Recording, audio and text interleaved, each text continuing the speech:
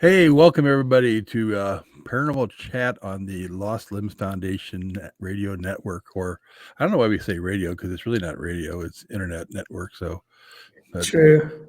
did you get your ears working? I did. They're working now. So yeah, we're good.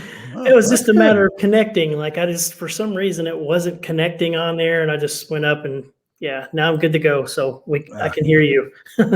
good. So interesting weekend this weekend. Yes, indeed. But a fun weekend. It's been a lot of fun. It was a blast. So yeah, you want to talk a little bit about what went on at Rhodes?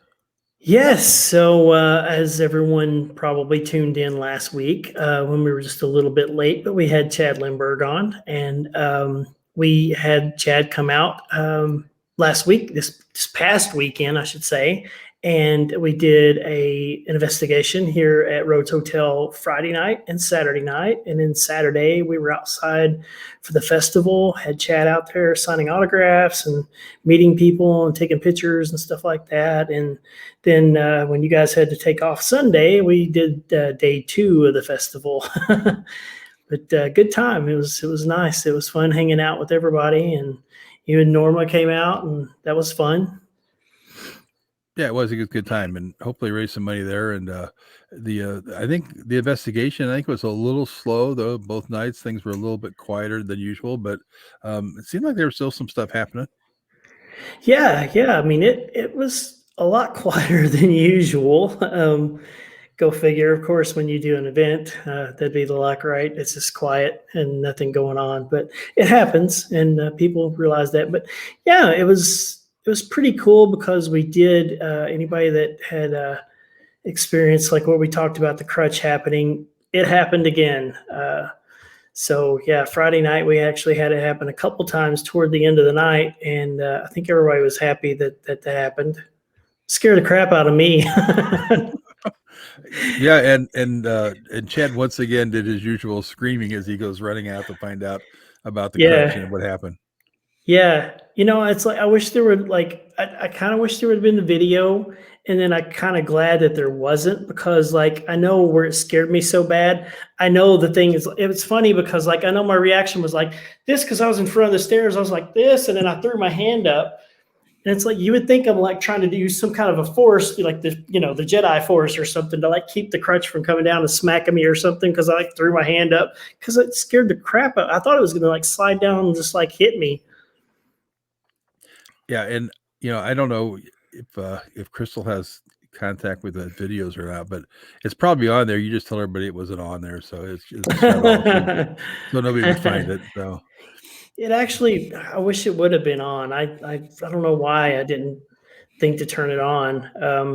But I mean, because I set one purposely at the top of the stairs, and go figure, I put it up there thinking, oh, maybe we'll catch something sometime. And then this weekend, I don't have it on. yep. Well, tonight we got Eric Vernor coming on. Vernor coming on tonight, talk about Dead Convention and all in Fort Wayne. But before he gets here, just a couple things on it. Just Ashmore this Sunday, we have an open house where we're from between 1 and 4. There's no charge to come in. We're just asking you to please bring an item for the Ashmore Food Pantry to help the poor and the underprivileged that live out in Ashmore. So we're doing that. And other than that, yeah, we got Kids Day on Saturday and it's sold out. So we're looking forward to that. But as we've always done, that's been a 100%. My headphones are telling me that power's on and I'm connected now. Okay, Oh, I thought yeah. I thought I was anyway, but I guess not. So Delayed reaction. yeah, really. But yeah, so we got a Kids Day going on. We're gonna make a donation to Lost Limbs Foundation. So looking forward to that. And Awesome. so that'll be kind of fun. Yeah. Good time. Definitely. Kids Day is always awesome. So yep, and yeah, and Ashley's in here. She kind of takes care of all the Kids Day. She's been doing it. Her and then Terry Mosby started originally with her, and but Ashley's kind of hung on and been doing it, and it's been going well. So we should have a bunch of kids out there running around the building and all, and it's always a good time. I have the kids out there. It's awesome. Yeah, it'll be a good time for sure. I got to flip over to the comments thing so I can actually see what's going on. Yeah. Well, I keep forgetting to do it. Yep. Well, Katie Hulte, if you don't know Katie, she does a lot of stuff with Steve Hulte's her husband, and she's been doing a lot of stuff with ITC. And so I've actually talked to Katie. I'm going to have her on here at some point in time too, just to Yeah. talk about it, because not many women are out there involved with the ITC thing. There's a lot of women involved with paranormal. I think there's actually more women involved with paranormal than there are men. It's just Yeah. it's always just been that the men have been the front runners as far as shows and whatever is going on out there, and the women kind of come in and almost like the eye candy of the paranormal on the TV shows. But there's a lot of girls out there that know what's going on in the paranormal, and more so than guys. And they're more sensitive than the guys. They respect things a link more than a lot of guys do, and so it'll be interesting having Katie on talking about some stuff like that. So we've got Yeah. her lined up down the road here, so she'll be gone some point in time too. Yes, definitely. Yeah. So Eric should be on here. Told him to come in about 9:05, 9:10. So he should be Okay, so we coming got on a pretty little soon. time. Yeah, Cool. he should be coming on anytime now. So Yep. Well, while Yep. we're waiting on that, I will just throw in a couple things and tell people if they're interested in the public investigations at Rhodes Hotel, the 22nd, 23rd of this month. We still have a few tickets, I think. The 22nd is a full overnight, which is we don't usually do. We did bring those back to do for a few months. So you guys can buy tickets for that. And we're only doing 8 tickets. And then we also have Saturday nights public investigation from 6 to 2. And that's in October, not this month. Did I say this month? Yeah, you said this month, I think so. Yeah, I'm rushing the months. Yeah, October 22nd, 23rd. So, yep. And Katie's right. There's more men involved with in the tech side of things, but she's one of those who's going to help change some things with that. So that's interesting. And yeah, I really appreciate anybody that does stuff. Elizabeth Saint has been one that quietly has been doing stuff for a long time. I don't think she really talks about as much stuff as she does, but Elizabeth's done a lot of stuff in the paranormal equipment type world and things along that line. Yep. Yeah, and over time we'll be getting some of these ladies on the show at some point, off and on throughout the shows that we do. So. Yep, we've got some coming up, and I'm gonna put together a list of people that are coming on to different shows, and I know we've got some coming up here soon. So it'll be fun bringing a lot of a lot of ladies in to talk about what they do and what they don't do in the paranormal, and they can beat up on some guys if they want to. That's fine with me. Yeah, we'll be scheduling a lot more to come in soon. Yep, for sure.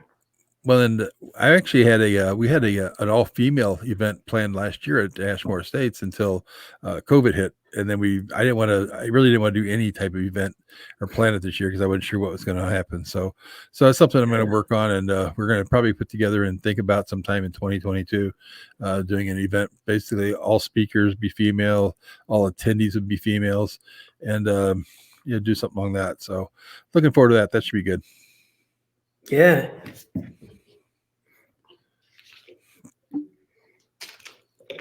Give me a drink of water here real quick. So, I lost my chain of thought there. I was going to say something and it slipped my mind. Must not have been that important. That's why you have to wear the hat. I keep telling you that. I know. But you just won't listen. Next week, remind me before we go on. Remind me. I'm going to wear the hat. If I wasn't on crutches, I would just take off running back there and put the hat on. That way, then maybe it helps. It helps. Yeah. Trust me. Yeah. So maybe all that information will stay stored inside there, right? Yep. Hopefully, anyway. So yeah. Make sure Eric hasn't sent me any type of messages or anything, but nope, he should be popping on here anytime now, I think, and I hope. It's like okay. So, have last week repeated. yeah, exactly. Yeah, hopefully that's not the case, but I know he got the message because he let me know that he received it, and when I send the link to the show, so hopefully he'll pop on sometime here. In fact, I'll just shooting something and let him know. Yeah. While we're waiting, we can mention since we're bringing him on to do the show tonight, and everybody knows that DeadCon's coming up in a few weeks. And then after that, not too long after that, we're going to be doing, well, actually the weekend after, we'll be doing Scarefest. You're going to have the Mystery Machine at both locations. And then actually the next 3 that we do together are going to have the Mystery Machine, because Grand Rapids Comic-Con, right? Right. Yep. Yeah, we'll be up there too. And we'll be at DeadCon, and we'll be at the Scarefest, and then Grand Rapids. So it's got 3 events coming up, and then I got to do one at the end of October up in Wisconsin, Land O'Lakes, Wisconsin, with the Kling brothers. Oh yeah, that's right. Yeah. Yeah. I think they, since we did that one video the one time out in Detroit, Toledo area, that they were looking for a beat up van, and so they went around to the used car lot and looked for one there, and found that one that smelled like a dog and weed. So and yeah, in fact, I'll have to dig that one out when they come on and put that out there. Yeah. So anybody that's tuning in, thanks for checking out the show and tuning in, listening to us mumble, and while we're talking about odds and ends things and waiting for our guests here and there each week. Yep. Well, you should see us at Scarefest. If you see the Mystery Machine, that's where we'll both be. So yeah, we'll be over there, without any doubt. We're waiting for Eric. Katie, the creepiest thing you guys happened. Go ahead. I'll let you go first. In general, I think one of the little crazier things is, did you go to Brushy Mountain when we went there to Tennessee? No. I can't remember. I didn't think you went there. It was kind of crazy with that one, because I went into the hole with one of the tour guides there, and when we sat down out there, you can't see your hand in front of your face like this, completely pitch black and everything. We're sitting there, and then the tour guide leaves, and I'm waiting for the next group to come in, and I was sitting there, and I felt somebody go like this, grab my arm, and I was like, wait a minute, there's somebody else in here. So the funny thing is, I picked up my iPhone, you know how it's got the flashlight on the back side there. Normally that's my flashlight, not anymore, but normally that's what I do, is I'll turn that on, and I wanted to see, I knew there was nobody there, but I wanted to verify it, obviously, because I felt what I felt. So it wouldn't come on. So I was like, great. So I'll tap the screen, and I'll try to shine enough light over there to see, what I can see. Wouldn't do anything. So I had to call for help for somebody to come get me out, because I didn't have a flashlight to be able to see to get out. But that was kind of creepy, sitting in that room knowing there was nobody there, and just feeling someone grab your arm. It's crazy. Oh yeah. What about you? Eric did send me a message that he's just finishing booking somebody. So as soon as he gets in there, he's going to jump on. Cool. But as far as probably the creepiest and the coolest are 2 different for me. The creepiest was probably at Rhodes about 9 years ago or something like that, or whenever it was, before Lost Lemons actually acquired it. It was we ended up doing a seance in the room right where you're sitting, actually. And when we were sitting there, I was looking, there was probably 20 people sitting down in these tables, just all the way down. And I kept looking at the end of the tables and watching people's eyes. They're like, their eyes are getting big. It's one right after the other. And I'm like, what the heck's going on? And finally, when it came down to me, I realized what they were doing is the floor did the wave. In fact, it just did one of these numbers where it was going all the way down through. And I thought that was just weird. And there was no earthquakes, nothing like that, but the whole floor moved in the building just like a wave. So that was probably the creepiest experience I've ever had. And yeah, it's pretty crazy. Well, hopefully you don't see me going like this tonight from if you did, we got it recorded anyway. Yeah, so. Yeah, we captured it if it happens. I think Marla must have caught that when you were talking about the Tennessee experience. So it was probably about that area. Mm-hmm. And yeah, that was no kidding. Yeah, it was definitely it was. I was a little uncomfortable when that happened, for sure. Yeah, I don't think I've ever had an experience where I've been touched or anything that I can remember anyway. Um, maybe there was might have been one time, but I don't remember. And but yep, but yeah, it happens. In fact, I know Jay Lynch was out at Ashmore before, and he felt somebody lay a hand on top of his head, and so that was kind of weird for him out there. But It's um, crazy. yep, those things happen. Yeah, and I think it makes it even worse the fact that I think it intensifies it so much more when you can't see. It's like, when you're in the, and you know that there's nobody beside you. Um, yeah, I think that makes it just that much more intense. Yeah. Yeah, I think that's just like when you're working in a building or something like that, you hear voices and you start second guessing yourself. Because I know when I'm at Ashmore, I'm not out there trying to listen for spirits of the building to talk to me or something like that. I'm out there just kind of chugging along, just working on something, and then all of a sudden you hear some voices talking. You're like, "What the hell was that?" And it's just voices in the building that are trying to get your attention, and it's Yeah. kind of weird, and it happens. It happens quite a bit, yeah, and it hasn't happened to me as much lately, but I haven't been in the building by myself working a lot lately. Yeah. So you get quite a bit of stuff. Like, does it seem like you have more activity like for yourself when you're in the building by yourself? That's what it seems like, and that's usually where I'm at most of the time because when they're doing investigations there, I'm usually like outside or something like that, or maybe working out in the yard or doing something outside the place, but I'm not in there as much when there's investigations going on. Yeah. Uh, Dawn said she's been touched quite a bit, or her long hair pulled. We've had that Wow. happen at Ashmore a few times with girls had some long hair pulled, and I won't say where it's at, and because if they come out there, we want them to experience that on their own. Yeah. Yeah, definitely a little bit more interesting when you don't tell like the location and somebody else comes out and they have the exact same experience like in that same general area that other people have experienced it. Yep. And that's what I always tell people. I said, when you have an experience in someplace in Ashmore, I said, come out and let me know what your experience was, but don't tell me where you were.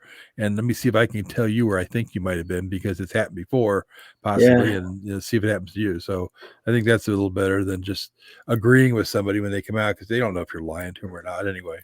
Yeah. Yeah.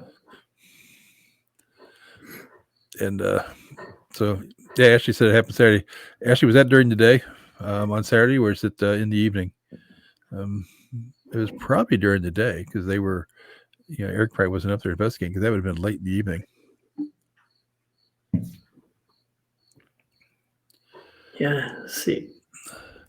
Um, Cheryl, that happens with me a lot out at Ashmore, and it happens basically when um, people are asking out at Ashmore who owns the building, and they usually get a response on a record or something like that. In fact, Doogie from Tennessee Ray Chasers asked that recently, or last year, I should say, and or I guess it was 2 years ago now. Wow, it's been a while. And Yeah. but he asked who owns the building, and my name popped up. And then he asked him, where is he? Because he didn't know where I was. And they said downstairs. And so he went down there. But, and my wife's she heard my name called when she's walking down the aisle. She had, or down one of the hallways, she heard somebody yell, "Hey, Robin." And it was a female voice that said, "Hey, Robin." And she was the only female in the building when that happened. So, yep, I know my name's been called a bunch. I've had people here tell me that my name comes up at times. Myself, unless it just slipped my mind, I don't think that I've ever recalled my name, hearing my name called out. But when I was at Waverly, there was a number of times that actually, at the end of the night, I'd let people out, at the gate, and they'd go and leave, and I'd go back in the building, go up to fifth floor, start locking it down. And this happened multiple times. I'd be walking down the hallway and you just hear somebody say Mike, and I'll stop and I'll be like, yeah, how was the respond? I'm like looking down the hallway, like, yeah. And I'm like, wait, there's nobody else in here. Well, I think if I remember right, I think you were at Ashmore one time when you were running SB7. And he Yeah. probably forgot about this because he didn't want me to. He doesn't want to remember what he did. But I think you're up in the as they call it, Mary and Margaret's room area, and asked if they knew your name, and it said Mike, and you said, "What's my last name?" And it said Couch. And, Yeah. Yeah. and, I do remember that. and I think that's when you exited the building. So It's like, it's time for a little break now for a little bit. Yeah. It's like time to go outside for a few. Katie, I 100% agree with you. I think that's what some people, they work so hard at trying to get something.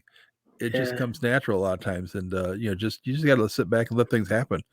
And, I think people try too hard. Yeah. Yeah. I mean, I've noticed like even here, and you probably had it at Ashmore too. It seems like sometimes when you investigate, there's times when you don't get as much happening. But then when you start veering off and you just start talking about random stuff, hey, how was the weekend? Or I'm going to do this next weekend or something. And then all of a sudden it's just like, hey, we're over here. Talk to us. Yep. Somebody told me that happened to them at Ashmore the other day too. They were sitting in the team room area down there, and they said they heard some stuff going on out in the hallway while they were in there. And I've had that happen out there a lot, and it's happened quite a few times with when we're sitting there working on the building and building the building.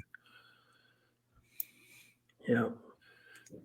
Yep, that's what I thought. Actually, I thought it was probably just you guys walking around in there. And yep, Don, you have to get out there sometime. Yeah. And, yep.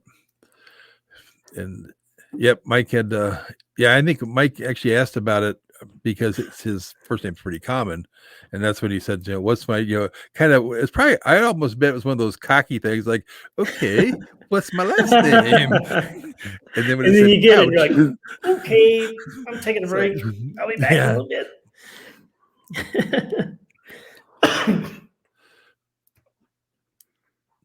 And Marla, I don't know which bunkhouse you guys stayed in, but let me ask if it was not the big one, but if it was the middle one, basically.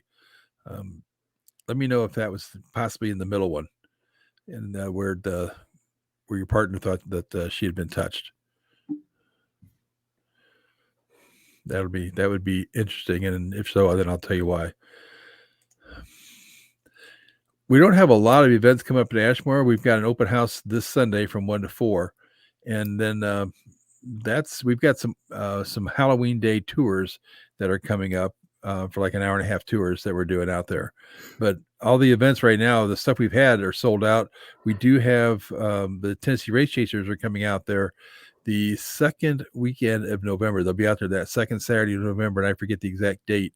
But yeah, that's they'll be out there, so you can go out and join them. It's like $99, and so that should be a good time. Yeah, you're already booking into next year. Yep. Yeah. Okay. The little one on the left. I guess which way depends which way you're looking, but if it's the one in the middle, there's the large one by the building, then there's the next one, and then there's the one that's out farther. There's the two that are in row right along the sidewalk. Then there's the one like in an L shape. If it's the middle one, we've had other people have had that experience in there being touched.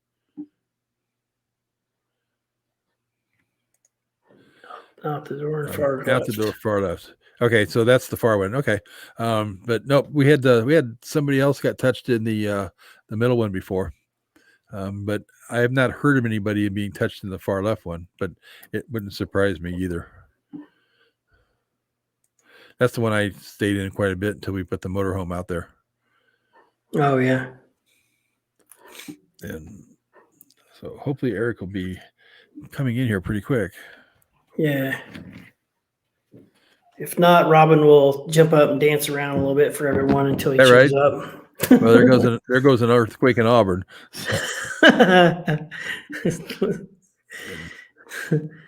Again, thank you guys. It's tuning in and checking out the show. We appreciate it for sure.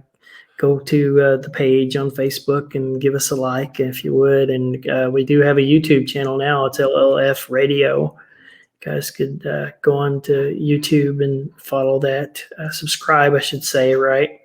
To get the terms correct. Go subscribe and stay on the YouTube page, and any show that you miss will be on there. You've been putting them on there like right after the show, right?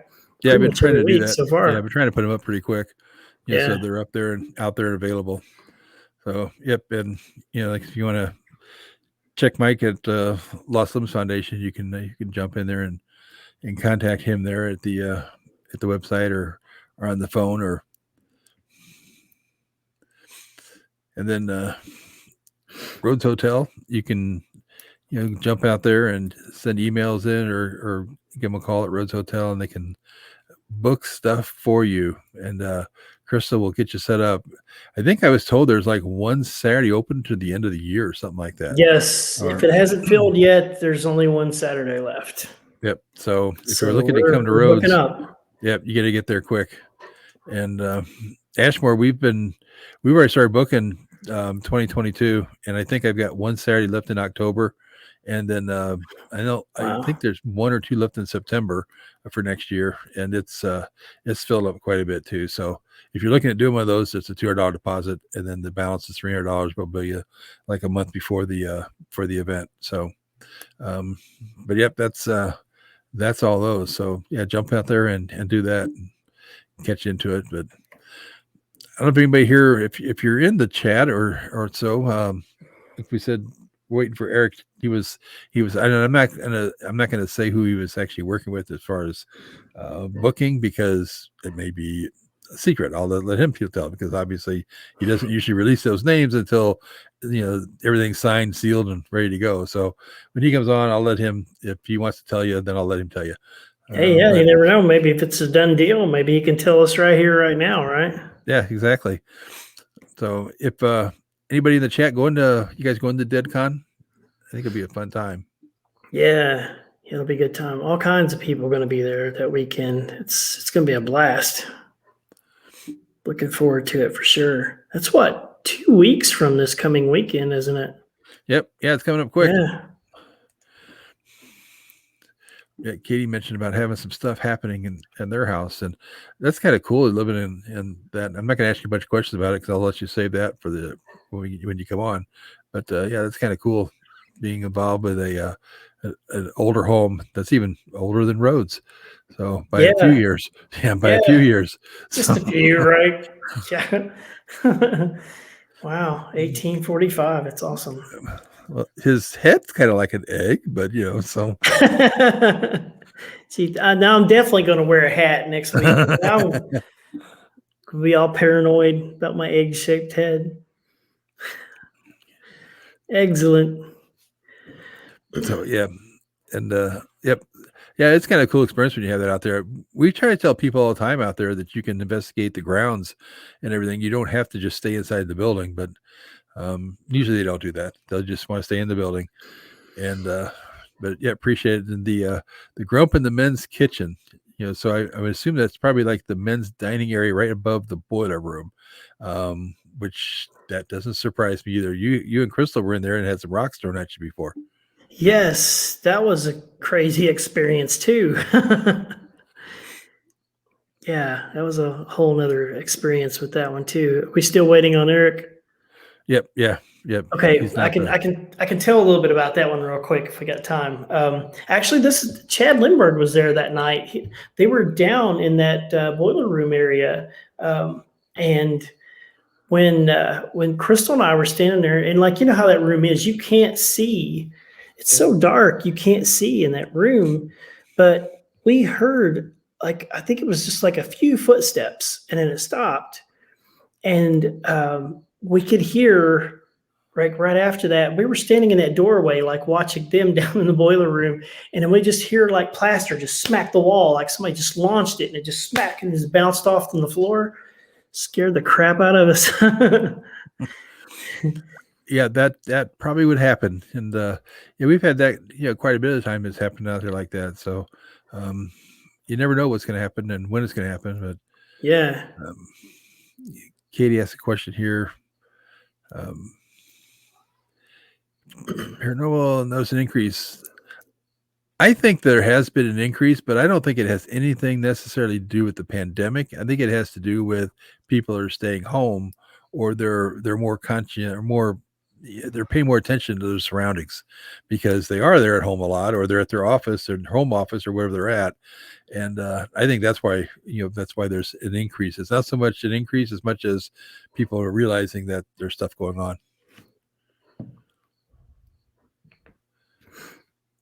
I was letting you see if you had anything to. Oh yeah. No, I agree. Yeah, I think that's a lot of it. I mean, I think just like you said, I think people, and and there's when they start getting out more, they haven't investigated for a while. Maybe they're like paying more attention to the surroundings and everything that's going on, and yeah, maybe just yeah, I totally agree with you on your end with that. Yeah, I think it's a lot of times too. It's just they're even in their own home, because I've heard a lot of people say that that I hear stuff in my own home now, and I think something can follow me home. Like, nah, it's probably always there. You just didn't know it because you're not home, and if it's residual and you're at work during the Yeah. day, then you wouldn't have known Yep. anyway. Yeah. So it's probably And yep. And if things shut down and you're at home, like when it was locked down, or if, whatever happened with work that you're off for an extended amount of time or something, you're home and then you're going to witness that stuff more frequent, like you said, than what you would if you're gone to work and stuff. So, yeah. yep. So that happens, and Exactly. yeah, she's taunting you with the egg idea. Excellent. So, Yep. I'm but wearing a hat next week.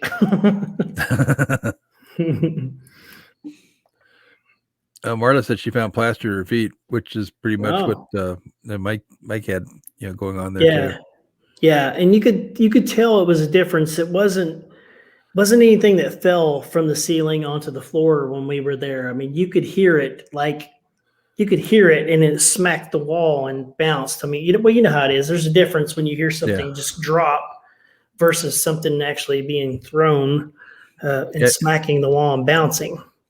Because I think you guys said something about it skipping across the floor or something like that. Yeah, it was pretty Yeah. crazy. So Yeah, yeah, so that's gonna make a difference. But yeah, that was pretty crazy. well, we've got. In fact, I think Eric is joining us now. So let me let's bring Eric in here. Oops. Hey Eric, how you doing? Hi guys, What's sorry for going being on? late. I had investor calls to answer and a contract to send a really good Hollywood star, so I apologize for being late. Oh, no That's all right. problem. And glad Yeah. you could get in. So I appreciate you coming in and joining us. So Yes, thank you. as we're talking about you earlier with Eric with the DeadCon and Fort Wayne, Indiana. So tell us a little bit about DeadCon and what's going on out there. Well, deadconvention.com is where people want to go while we're doing this. If they want to browse through some of the celebrities and the side pages that we have listed. It is a Comic-Con styled convention with the theme of Hollywood and television, paranormal stars, horror stars. We have everybody from Danny Trejo to Destination Fear and Ghost Hunters coming. Yeah, you've got a great lineup. In fact, I kind of threw a few of them out there, with some of your headliners and all. They're going to be on there. So Yeah, um, it's going to be there's going to be a bunch of people out there. It's going to be a lot of fun. Everybody that's going up there is going to have a good chance to see people they may not have seen past. right. Especially in this part of the country. There's not been a horror con or paranormal convention of this magnitude short of Days of the Dead in Chicago, and occasionally I believe there was Horror Hound in Indianapolis, but um, yeah, honestly, we don't really have competition with that because the owner of Horror Hound and I did a booth trade, so he'll actually be at DeadCon promoting his event. So it's really awesome to see other event promoters really being supportive and helpful. I mean, Jeremy's been a mentor of mine for a couple of years, even. Yeah, we've always kind of preached that too, as far as like owning venues like Ashmore and Rhodes Hotel and all. Is that not everybody's not going to go to one. If you're going to go to one event, you're going to go to one convention. You're going to go to probably more than one, especially because there's always going to be that one person that's not at this one that's at the next one, and I'm going to go Right, see that right, one. So yeah, so we always felt that just help promoting the other ones is fantastic. right. I mean, I think that the majority of paranormal cons and horror cons are extremely supportive of one another. And as a new person in this line of business, I'm kind of in a state of shock and gratitude because you're so used to businesses being cutthroat and everybody's trying to get to the top, and massive egos and everything like that. Anything, even outside of the paranormal and whatnot, and it's just human nature. But I have experienced almost no pushback, no bitterness from anybody. A few here and there, but they're small-minded people that don't have anything better to do with their lives, I guess. Oh, It yeah. should be And, all about supporting each other, you know? Yeah. well, and you're in Fort Wayne, Indiana, which isn't, there's not a ton of, like you said, going on up that way. Maybe every once in a while in Indy or something. But, Right. so if you look at the people that are up north coming down to you, it's going to get a chance to, draw a lot of different people. Yeah, I mean, one of the agents I was on the phone with just very recently was asking me, well, our star was recently at Horror Hound as one of the major headliners there with Michael Rooker, and do you feel that it's a negative to have him so close? And I'm like, well, Jeremy has been highly supportive of us, and we feel that Cincinnati to Fort Wayne is, far enough away that people that are in, say, Chicago or Detroit or even 2 states in the other direction away from Cincinnati would want to come to ours because they felt Cincy might have been a little too far for them, but we might be in closer proximity. And he's thinking about it, and he says, "Oh, okay." And I said, "Well, funny side story. I met this celebrity and was talking to him about possibly coming next year." And while I was distracted by my talent coordinator talking to this individual, I almost let it slip. Um, We won't to, complain. Yeah. and I looked at him, and I was distracted, and I looked over and I said something about next year, and Layla pokes me in the side and she says, Eric, and I turned my head back to this person towering over me, and he's smiling and tips his little I don't even know what they're called, the little hat with the brim, you know um, and he's looking down on me and smiling, and I'm like, she says, Eric, he means this year, in 2 weeks. And I'm flabbergasted. I'm like, oh, okay. And he's like, well, it's my mom's birthday in Chicago that Sunday. I can just go from Fort Wayne to Chicago in an hour or so and see her for dinner. And I'm like, oh, well, that would be awesome because I loved you in Demon Night. And he's like, I'd love to be there. Talk to my, talk to my head agent. So I just got off the phone with him. He said he's definitely down for it, and we're gonna take it from there and see how things go. If we make a major announcement on the Facebook page and Twitter and everything, then the rest of the world is going to know who our other massive headliner is, other than Mr. Trejo. So That's awesome. great. You know,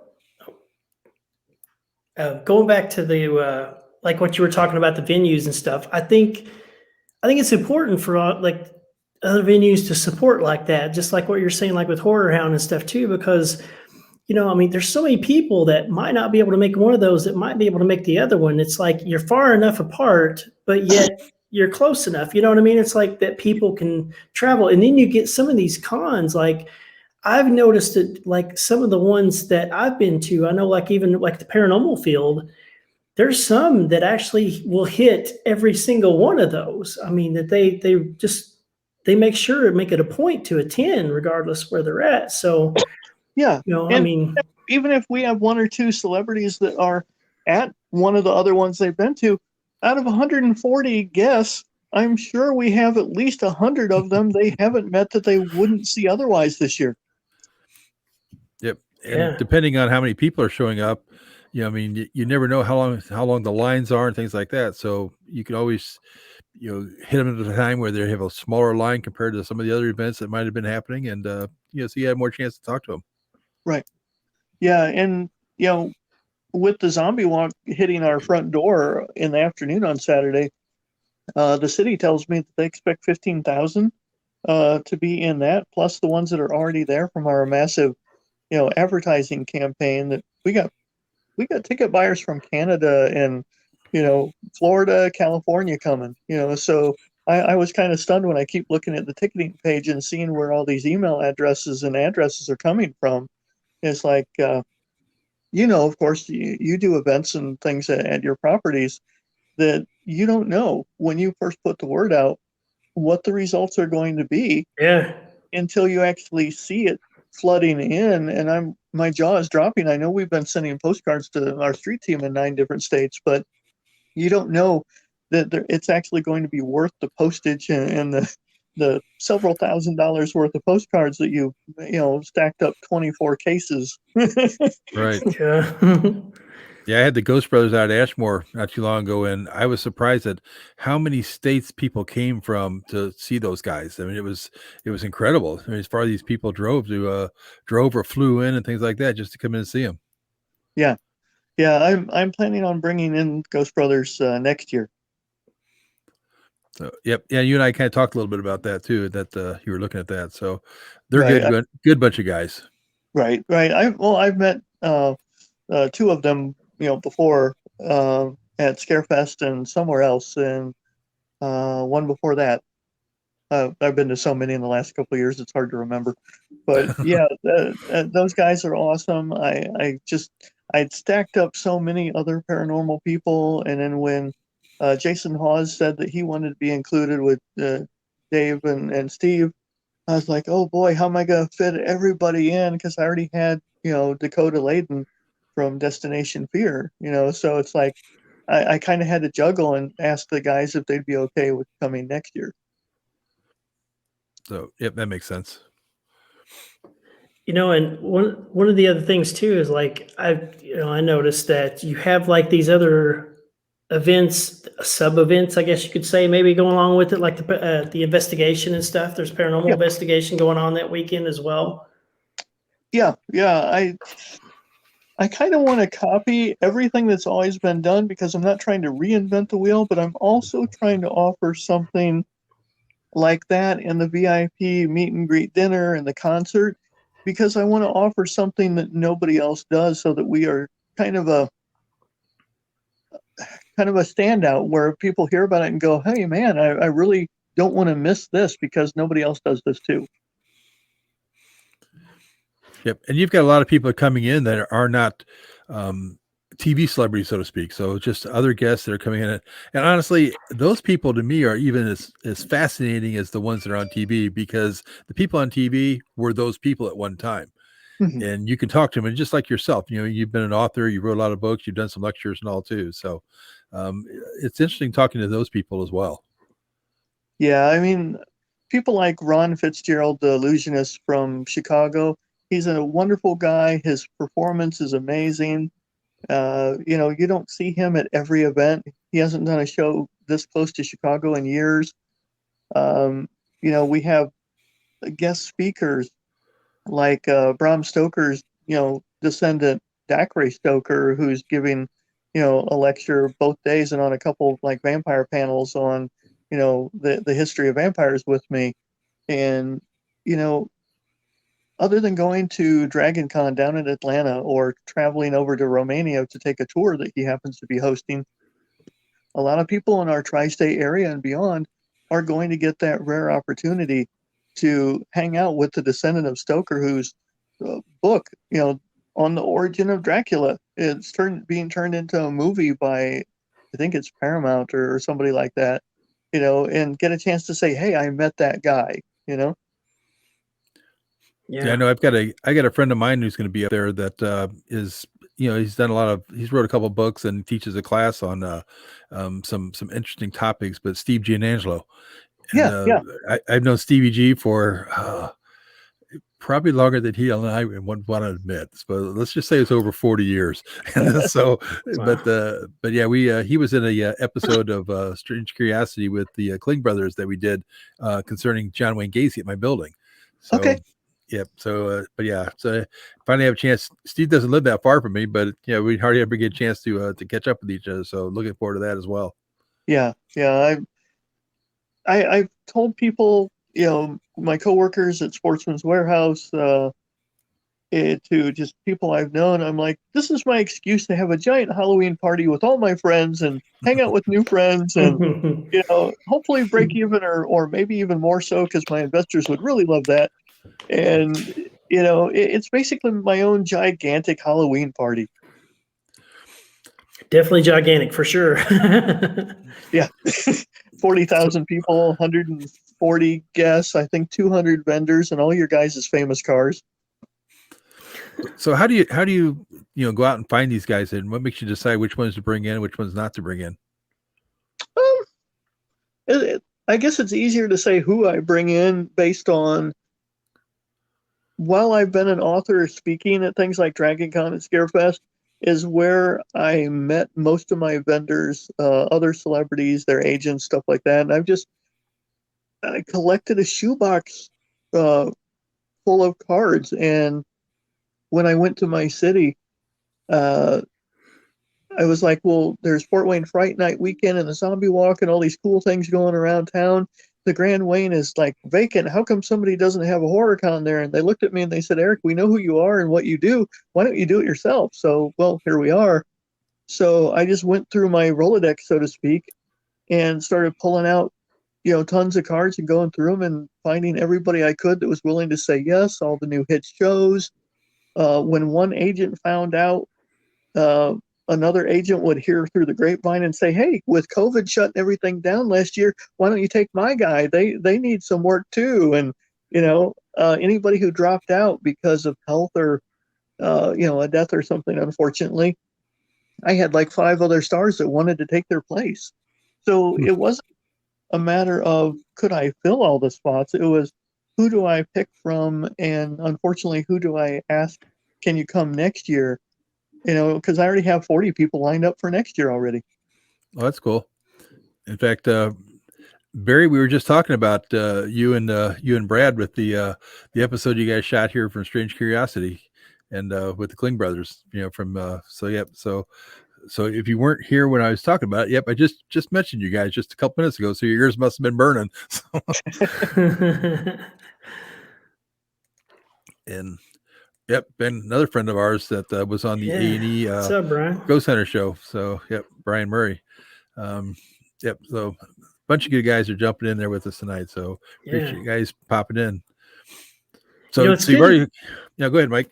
Oh, I was just gonna say it's good that you have like these backups with when you have other people approaching you wanting, to fill some of these spots, because as people have noticed already, and things happen from time to time because somebody has a schedule, a new movie comes up that they're getting ready to film or something, and then they just have no choice but to cancel. I mean, because that takes priority, work.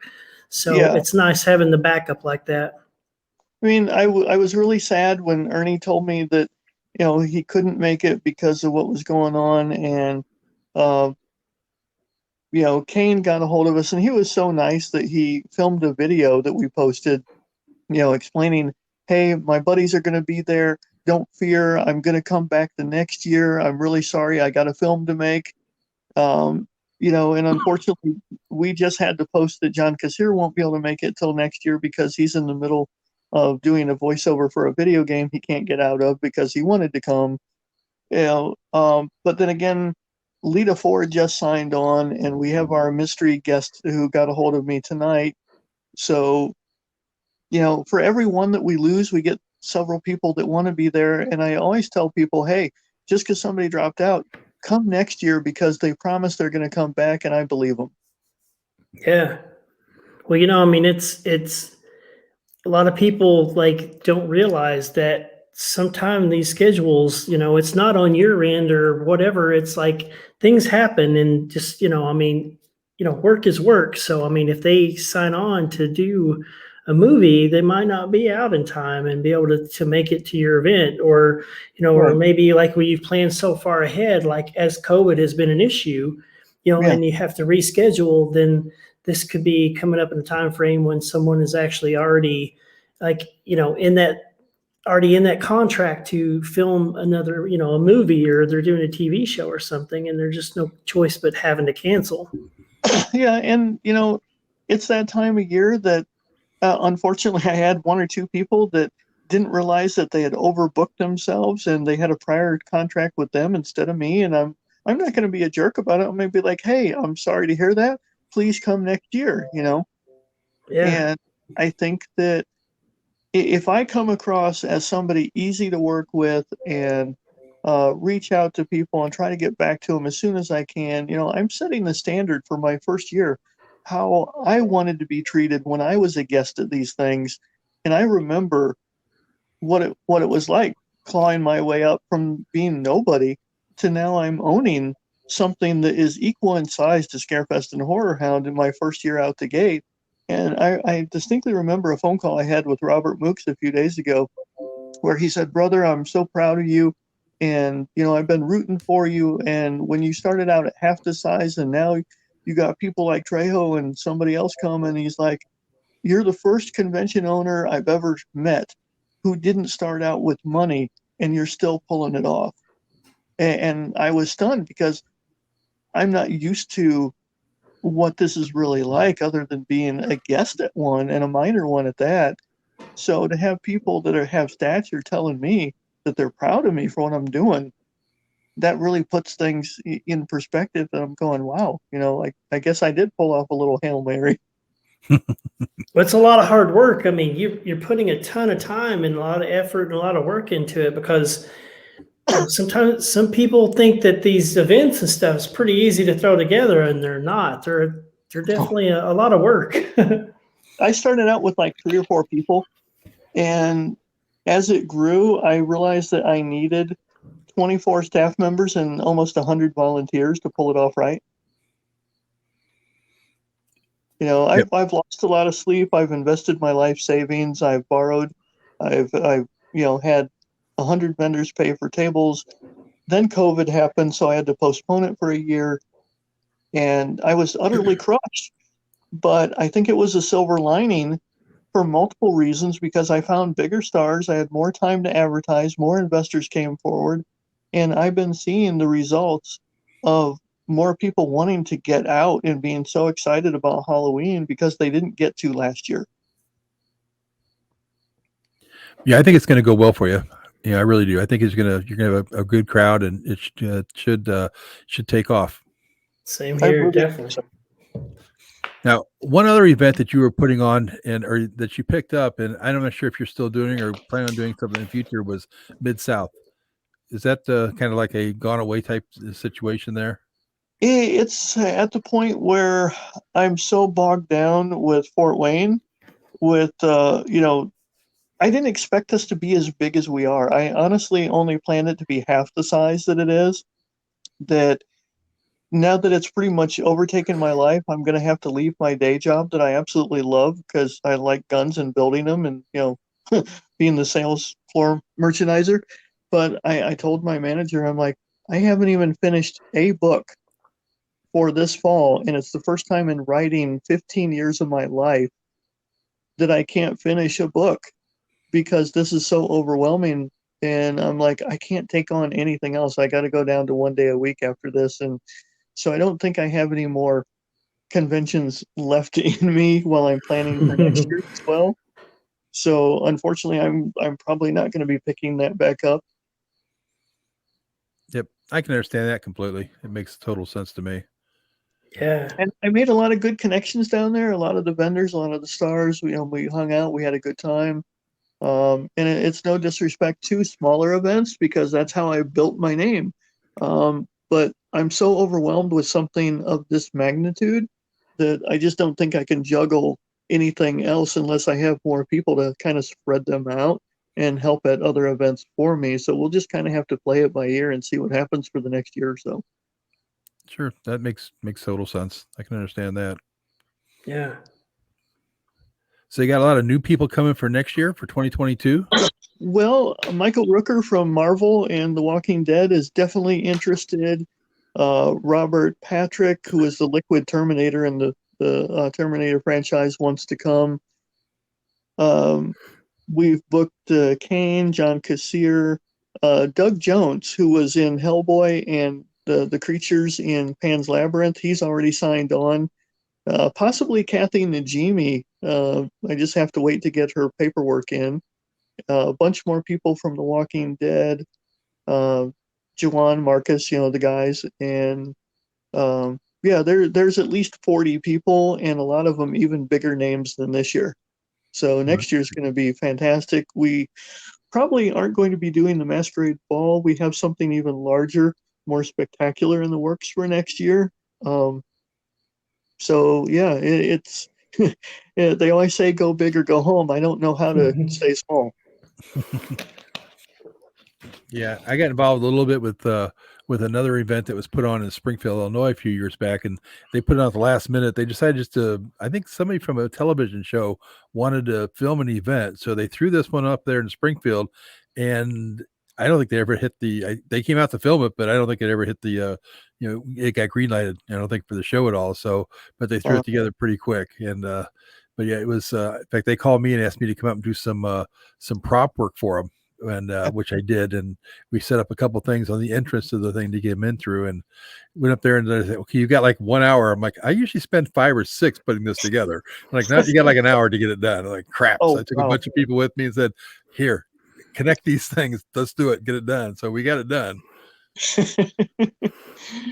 Wow. I mean, I never planned on being an event owner. It kind of fell into my lap with the city and all the people that I had gotten a hold of. And, by the time I knew what I was doing or thought I did, it grew way, way big. And yeah, I'd been loosely planning some ideas out for the last couple of years, maybe 5 years tops, that, hey, this might be a cool thing to eventually do.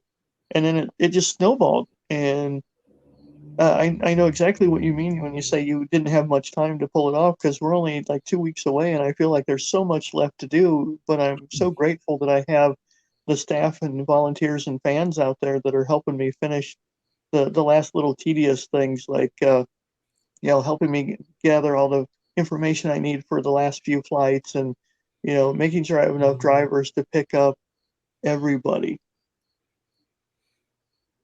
Yeah, there's all those little fine things that have to be done, and got to start checking the list and make sure. And it's not easy when the 2 different giant hotels in downtown Fort Wayne both run into you at the Grand Wayne, and while you're giving a tour with the rest of your staff, to say, oh, by the way, do you have your 100 and some odd room list and all their information for everybody for me? And I'm like, no, it's more people than I expected. I need a couple days to finalize that for you. You've definitely been working hard. I mean, because we've been watching your posts and stuff, and I mean, seeing you doing the cross promotion at like Horror Hound and the other stuff. I mean, you've definitely put some work into it, and I think it's going to pay off. I think this is going to be a really good event. I think it's going to go well. Yeah. Thank you. I mean, I can't thank you guys enough for being supportive, believing in a brand new show, and wanting to be there for the people in Fort Wayne, because we have 250,000 people in Fort Wayne, and yet we're attracting people from beyond the state that will come out and see you guys, and hopefully I can help you raise some money for what you need to do. Yeah, it's going to be a fun weekend. It'll be nice seeing. I get to see the Mystery Machine again. I'm excited. I want a picture with it. I'm not gonna lie. We could probably work that out. So, it was kind of funny when I was up in Duluth, Minnesota. The guys from Destination Fear were up there, and we were down at Ashmore before, a long time back, and all we were talking, and they, went over and talked to Dakota and this guys, and Dakota's like, "Hey, have you been downstairs?" And I said, "Yeah." He's like, "Did you see the Mystery Machines down there?" Like, yeah. I'm hoping I can get my picture with it. I'm like, really? And he's like, yeah. He's like, oh. I said, well, that could probably happen. And he's like, I don't know. He's like, man, it'd be cool if we get inside of it. I'm like, that can probably happen. And he's like, you think so? I'm like, I own it, Dakota. And he's like, oh my God, I didn't realize that. So those guys were, and they're little kids anyway, as far as I'm concerned. But they came down and got their picture. But Chelsea wasn't there, so this time Chelsea will have a chance to come out and enjoy it. Yeah. Well, maybe you can nudge her and say, look, Oh yeah. Well, see, and Chelsea's been involved with hockey. I coached women's hockey for a few years, and she played hockey. So okay, we'll probably hit it off pretty well. Good. Yeah, I'm excited to meet all of them. I've talked to Dakota a few times through Facebook and stuff like that. Angel Ray, who does my ghost hunt at the Masonic Lodge, has been in a lot more touch with the paranormal people than I have lately, because that's her focus, is the ghost hunt that night with everybody involved, like Father Casey and the lady from sorry, it's late, can't remember how to pronounce her name, lady from Ghost Hunters. Yeah, Sherry. Sherry, yeah. And I tried to get Dave and Steve, and they're like, no, we can't do a 10-hour event and then do a 4-hour ghost hunt and then wake up the next day and do another 7 hours. And I'm like, okay, I totally get it. And they're like, well, if Sherry wants to do it, she's more than welcome to. And I'm like, well, I'm glad one of you is, spunky enough to want to stay up that late. And I'm like, but I'm with you guys. I just turned 50 not long ago, and I'm like, I want to sleep that night. Yep, if you get a chance to. Yeah. Yeah, you might get less sleep than you're thinking. Yeah, you might get a lot less sleep than what you think you might be actually getting that weekend.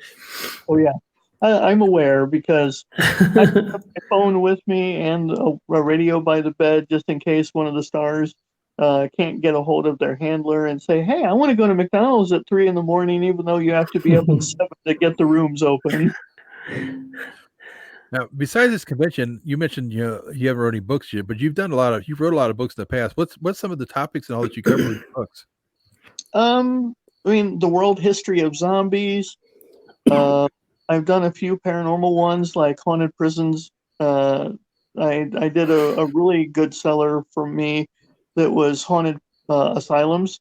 That's on Amazon. I sell a lot of copies of that one. People love the pictures, I think, more than my writing. So, it was a lot of fun. My work tends to run more on the academic slant, and then I tell the stories of the people who relayed to me of the paranormal experiences that they've had. Because I won't say I'm a complete skeptic. With one of the experiences I personally have had in the last couple of years, that I always swore that if anything ever happened to me, I would tell people what it was, and I did. In the Randolph County Infirmary book, was the first ever unexplainable paranormal occurrence that I still to this day watch the video and go, where did that noise come from? Mm-hmm. So I've done that one. God, it's hard to remember all of them. I've written 40 books in the last 15 years. That's kept you busy. Oh yeah. There was 1 or 2 years where I wrote 6 in 1 year. It's like every 2 months I banged one out, and I'm not going to say I'm totally burned out on writing, but I'm glad that the convention circuit and leaving my day job will let me focus on like 1 or 2 books a year where I can kind of rest a little bit. Sure. I mean, I honestly, I don't have a lot more subjects I want to tackle, more than 3 or 4 different ones. And I know I'm probably a liar, and I'll write more in the meantime because an idea will hit me. But, that's what happens with creative people is, there'll be a burst of inspiration, or I'll see something, or a TV show will spark, hey, what's the history of that?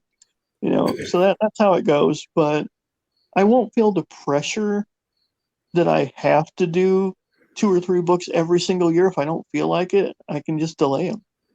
Right.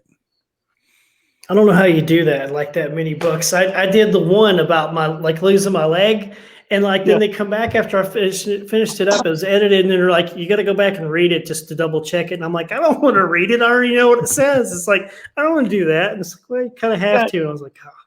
Yeah, you're right. It's really tough to edit your own work because you know what you meant, and so you can't catch everything. Somebody else can. Yeah. I didn't. I was like, I don't want to read it. Come on. Let's just put it out. I hire people to be my editors. So, Eric, with all the people coming up there in a couple weeks, is there anybody in particular that you just can't wait to meet? Trejo and probably Dakota, because he's just so full of energy, and I've never met him in person. Okay. Yeah, Trejo was at Scarefest. We were down there a few years ago, and he's, in fact, I was surprised that on TV he looks like this big, muscular, burly guy, And when I saw him, I'm like, wow, you're not very big, but that's kind of typical with a lot of actors anyway. They're not huge, other than Bishop Stevens is going to be there, and Oh, he is a big guy. I've met Bishop Stevens and Robert Mooks twice in person, and they are giants. Yeah, Robert's Yeah, huge. Robert's 7 foot, I think, anyway, and he's from Indy Very area close. anyway. Yeah, Yeah. yeah. He originally is from Indianapolis, but he's around, I don't know, southern states, or he's all over the place. Yeah. But he's a really super laid back, friendly guy, and Bishop is a giant teddy bear. I don't want to Yeah. make him mad. He's a humongous teddy bear, but Yeah, Bishop's from around this area here where I live, and Robert was actually down at Scarefest a few years ago and came over. We shot a bunch of pictures with him in the Mystery Machine. He got into it, but it was kind of like he was ducking to get into it and all, because it's not they weren't made for really tall people. right, He's a right. great guy. I love all these guys that are coming and the ones coming next year. I've developed some pretty close relationships, just because you talk to them, you call them, and it's not just all business. You get to know them, and they're really wonderful human beings outside of just the roles that they play. And as somebody who's been uh, a minor celebrity, I guess you could say, writing books and speaking and traveling as much as I have, I kind of have a soft spot for the downside to being known, that I know they go through far more than I do. So I like to cut them some slack. I like to treat them just like a regular person, because so many people just hero worship them or pester them, and it's like, I feel sorry for the guys. So I just want to be a professional, but still down to earth, and just kind of like, hey, we can chill out. We can go get a drink and, just be people. Right. Yeah, we were with Chad Lindbergh over the weekend from Fast and Furious and Supernatural, and Yeah. and he I was talking to him on the way back to the airport about some of that stuff, and most people don't realize these guys, they want to be just every type of individual. They want to be an everyday person, and it's tough for them to go through life sometimes just because they get recognized, and there's no personal life for, especially the A-list type celebrities. There's no personal life for those guys at all. Yeah. And you can say all day long, well, they gave that up. They knew what they were doing when they became famous. No, nobody started out famous and knowing what was going to happen. It's like my con. It grew too big. You don't expect to become a household name. It just evolves. And although you like the perks from it and you enjoy the money and it's nice to have the accolades, there is a downside to fame. You don't have time for yourself. You don't even get to go to a restaurant without somebody pawing for an autograph. And the fact that I've had it on a small scale level in Fort Wayne, I can't imagine not being able to go anywhere in the world without somebody wanting to say, "Oh, you over there, can I get you to sign my napkin?" Yeah.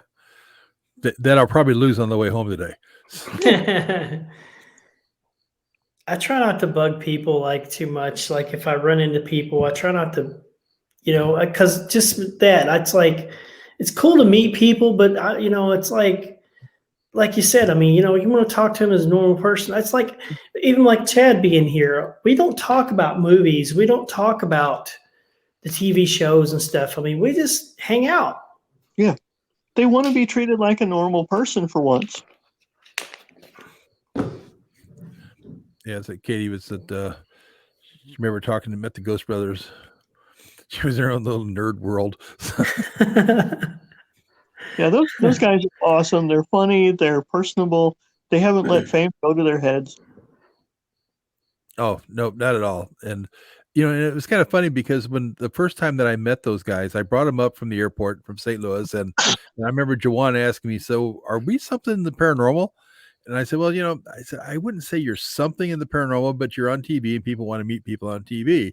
He's like, Mhm. "Oh, well, that makes sense then." He's like, "Because he was thinking that they were like, we haven't been doing this that long. People know more about the paranormal than we do."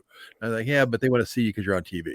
And he's like, "Okay, well, that makes sense then." And he said, "Because if they're looking for us to teach them, they got the Yeah. wrong three guys." So I love the fact that they're so down to earth and they do it because it's fun, not because, ooh, I'm on TV. yeah, Yeah. yeah. And there's a lot of people out there that they changed as soon as they got on TV. Their egos went through the roof, and they just don't get it anymore. Yeah. And Yeah. unfortunately, I've seen some interact with fans. Very few, but I've seen some that's interacted not so pleasant with fans, and I think sometimes maybe they lose that sense of the fans are what make you Yeah. as big as you are, and if you treat them bad, they're gonna go away. Never lose sight of what made you who you are. That's what I've stuck with my whole life.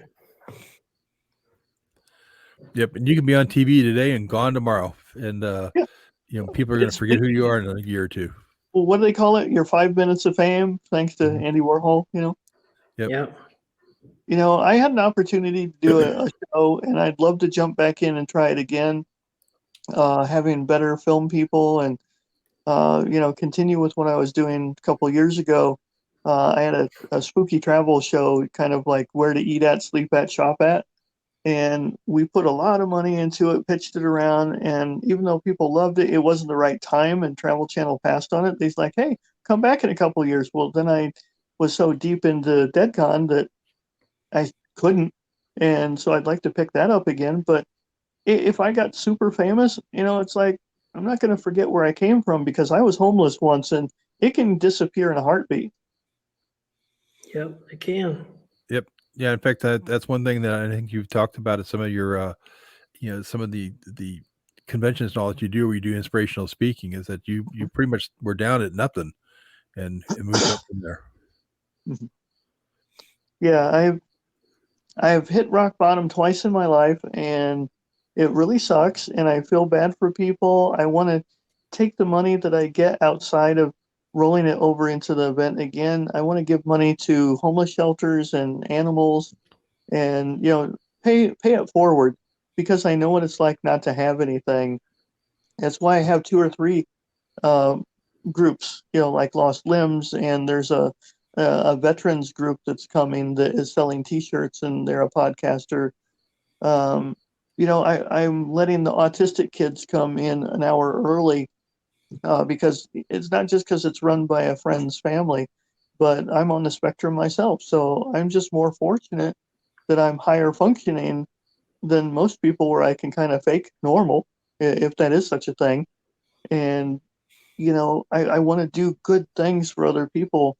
I want to do something that no other convention that I'm aware of does, and that is I want to pay my staff instead of just calling them volunteers, because if they're helping me make a show successful and I just do okay with it and I can feed myself and my family, then why should I hog all the wealth for myself? Why don't I give them a living wage too, and not just make them work their butts off for months? Because an event like this is not just, oh, we're here for the weekend, we're gonna work really hard then go home. No, you guys work just like me. You bust your butts for months and months constantly to pull off something. And those are the unsung heroes. Without them, I wouldn't have an event. Nope, that's true. It's the people behind the scenes that, if you don't have them, it isn't gonna happen. Right. So I want to pay it forward. I want to have gratitude and show that to the people that have helped me get where I'm going to be. Yeah, I mean, it's like it's great that you're allowing other organizations and stuff in there, like not only Lost Limbs Foundation, like you said. I think it's important to for people to do stuff like that, because it helps. Like in our case, I mean, it helps us get the charity out there more. And then, like, Robin bringing the mystery machine out, it helps because we're always together. So everything kind of, helps us tie everything all together with stuff. And then, you never know, there might be that one time that we might be at one of these events that we might meet somebody that we might be able to help too. Right. So I love doing these, and, there's so much opportunity to meet people that don't know about what we do and stuff like that. And, it's been awesome where we run across people that do more, like I've told this story before, but real quick, I'll tell you, you probably know Stephen Amell that was on Arrow, on CW. I asked him one time to sign, the little Funko Pops. I had an Oliver Queen Funko Pop, And I asked him to sign that for the charity, and he signed it. And I was just like, hey, how can I get your help to help us push this whenever we auction it off? He said, well, let's go to social media, tag me, and if I see it, I'll share it. I said, okay. So I put it up, and it was listed for like a week, and I tagged him right away after I put it, after we listed it, and he didn't see it. So we went the whole week, and this is sitting at like $52, which is $52. That's money raised for the charity. Right. So, but we get 4 hours away from the end of this auction, and I thought, I don't want to bug him, but I'm going to tag him one more time and see what happens. We get about an hour and a half from the end of the auction, and he sees it. My phone starts blowing up. So I'm like, okay, what's going on? So I go on here and I look, and he not only shared it, but he tagged Funko on Twitter, and he was like, if you send me 4 more of these, I will honor the 2nd, 3rd, 4th, and 5th place bids on these, and we'll do 5 of them. He could have left it and just sharing it and just doing the one that I had. But he went far enough to say, hey, you send me 4 more, we'll just do 4 more of them. I thought that was awesome. That's so cool. And it went for $2,400, by the way. Oh my God. Awesome. Yeah, the one went from $52 to $2,400 within like an hour and a half. That's crazy. That is so awesome. I bet whoever got it is thrilled because they know they did something really cool. Yeah. Yeah, it's stories like that I want to add to. Yeah, it's awesome. Yeah, that's what makes all the events and everything we do worthwhile, is just, getting that, hopefully helping these kids, like with Mike's deal and all too. So, well, guys, I will tell you that if this is a success, and I know it will be, because the vendors, sponsors, and investors tell me that they want to come back and do it again. So we at least have a contract for the building for 2 more years. And I want to make you guys a guest again for the next 2 years to see if I can help you more. I would appreciate that. Yes, thank you. Good time with it. Yeah. Well, awesome. I know you're busy, and probably you're getting your 3 or 4 hours a night sleep, whether you need it or not. So probably 4.5 tonight. Okay. So But once again, just kind of scroll across there. October 16th, 17th in Fort Wayne, Indiana. Come out and see Eric. He'll be the guy running up and down the aisles out there that you won't see very much because he'd be too busy. But he's got a great crew coming out helping him, and he's got just some fantastic paranormal headliners and horror headliners, and it's going to be a fun weekend. So get to Fort Wayne, Indiana, and Eric, I know convention, with the hotels and everything, you get those on your website and all where they can go to. Yeah, click the tab. It might be one of the drop-down menu internal tabs, but like it says where to stay, and it lists the different hotels and their phone numbers. So super, and tickets are available online or at the door. Also, if somebody wanted to come to the door. However, if you're even on your cell phone while you're in line, you can buy your tickets on the tickets page of our deadconvention.com website, and that way you would skip from paying at the thing to just having your QR code scanned, and it would speed up the process to get you in faster. Oh, cool. So so if you're there, just when you pull in the parking lot or just before that, just get your tickets and you'll be ready to go. So it'll probably cut your check-in time in half because we already have your payment and your information captured, and all you have to do is scan your QR code, slap your wristband on, grab a t-shirt or whatever, and head on in. Super. So we appreciate you coming on tonight. Yes, thank you. Don't forget, guys, also pop into the film festival room. That will be listed here soon on the website in the next day or two. We'll update the show times and room that the film that you were involved with is going to be playing by Scott Temperman. Yep. Yeah, Cruel Summer with Scott I was in, and then I was actually in The Attached with the Booth Brothers. Yes. So, awesome. Yeah. Both of those. So, so that'll be kind of fun. So don't throw anything at me out there when you guys see these little spots.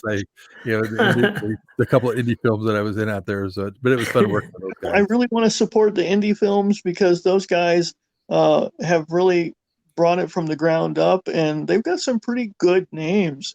Even like Carrie Genzel, Amber Fox, people that were on The Walking Dead are in some of these. Yeah, we worked with Mark Price a couple years ago in a film. Mhm. And that he was, an actor when he was a kid and all. So, yeah, we worked with him in one of the events or one of the movies we did with Hell's Bells with Scott and Jim O'Rear. So, which was a lot of fun. Awesome guys. So, well, Eric, thanks again for coming, and we will thank see you in a couple of weeks. All right. I'll see you then. Thank you. Alrighty. See you in a few weeks. Thanks again. Have a good night. Thank you. You too. Have a good night. Bye. Well, thanks for Eric coming on tonight, and I'm looking forward to this event. I think it's going to be a lot of fun. A lot of people there. Yeah. It should be a it's blast. going to be a good time. Yeah, I can't wait. It's going to be fun. I mean, and we're only a few weeks away now, so like it's been horrible because like we got canceled, like we have to wait and like now, but it's finally looks like it's here now. So yep, a couple weeks it's going to happen, and couple weeks it's going to be fun. Looking forward to it. It'll be fun. It'll be a crazy weekend in Fort Wayne, Indiana, and yeah, and of course you don't have too far to go. What, an hour and a half or so? Yeah, about an hour and a half. Not too bad. So it's not too bad. Yeah, I got about 5.5. So it's kind of like you're used to that after a while. You just every trip's like 5 to 7 hours. Yep. But yeah, before we get out of here, I'm going to toss this on there, and actually just something quick from the kids, because we got Kids Day at Ashmore this weekend, and throw this up here for the so you can see something that some kids did a few years ago with us, and it was a lot of fun having them out there. But here's something from some kids that visit Ashmore. Thanks for helping amputee children. Lost Limbs Foundation. All right. So yeah, that was a lot of fun when they were out there. But Mike, I'm gonna get out of here, and which means you're gonna get out of here. So yep, we're both getting out of here. But thanks for everybody coming on, and next week we will have. You remember who we're having? Dustin Perry, right? That's right, Dustin Perry. And Dustin's always a lot of fun to talk to and great inspiration. It'll be a blast. Yeah. Can't wait. And thank you guys for tuning in. We appreciate you guys hanging out with us. Don't forget, go to the YouTube page, subscribe to the page, follow the Facebook page and all that good stuff for us if you would. Yep. And we will kind of end this with Mike sitting around in a chair. So yep, like I am now. We'll see you next Tuesday night. See you next Tuesday, guys. Thanks again. My name is Mike, and I'm the founder of the Lost Limbs Foundation. The Lost Limbs Foundation is a 501c3 nonprofit organization that provides assistance to amputee children in need of prosthetics. I started the charity after my own struggles after my leg being amputated just above the knee. Prosthetics cost thousands of dollars, and the average lifespan is 5 to 7 years on a prosthetic.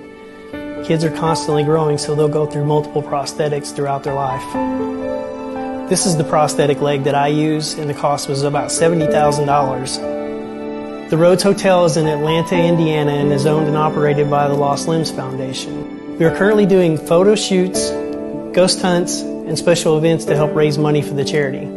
For more information, you can go to lostlimbsfoundation.org.